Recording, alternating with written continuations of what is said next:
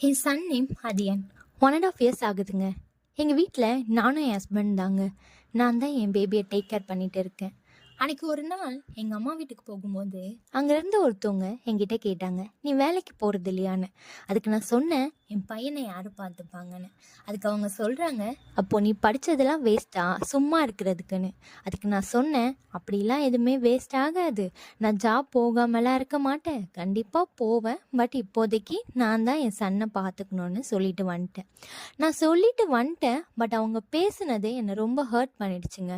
நான் மேரேஜ்க்கு முன்னாடி ஒரு பெரிய ஹாஸ்பிட்டலில் ஒர்க் பண்ணிட்டு இருந்தேங்க. ப்ரெக்னென்சி டைமில் கூட MBA HR கம்ப்ளீட் பண்ணிவிட்டு 8th மந்தில் இன்டர்ன்ஷிப்க்கு அப்ளை பண்ணேன்.